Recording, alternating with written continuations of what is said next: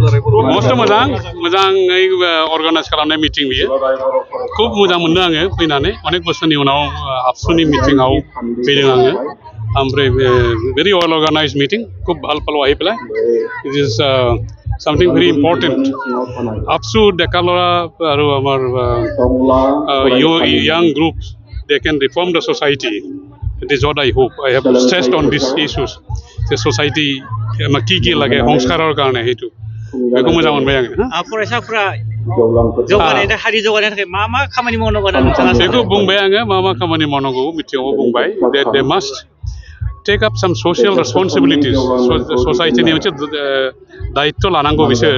जे संस्कार खालामनायखौ जेनेबा बे जौ बारा लोंनाय दायना बुथारलायनाय ओरै स्कुलाव थाङा बेबायदिखौ जे बन्द खालामनो हायो बिसोर बेखौ नायनांगोन अके बेखेवनानै होलांनाय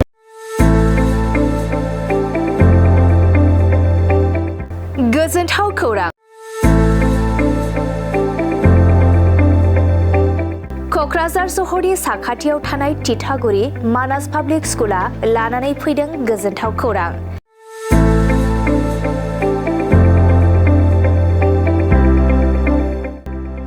मानास पाब्लिक स्कुला गुन गोनां सोलोंथाइ बोसोरनि नार्सारिनिफ्राय थाखो 9 सिम फरायसा फरायसुलिफोरनि गोदानै 2026-27 मायथाइनि गोदानै मुं थिसननायनि खाबुफोर होगासिनो दं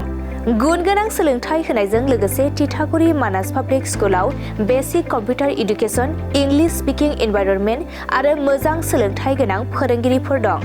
फरायसा फरायसुलिफोरनि थाखाय सोलोंथाइ लानायजों गोबां मोजां खाबुफोर दं जेरै योगानि खाबु आरो हिन्जावसा आरो हौवासाफोरनि थानायनि थाखाय सेपारेट हस्टेलनिबो खाबुफोर दं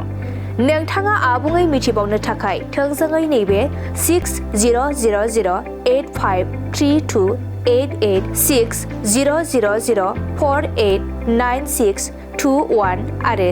9101008849 जानबुं नम्बराव खौरां लाहरनो हागोन।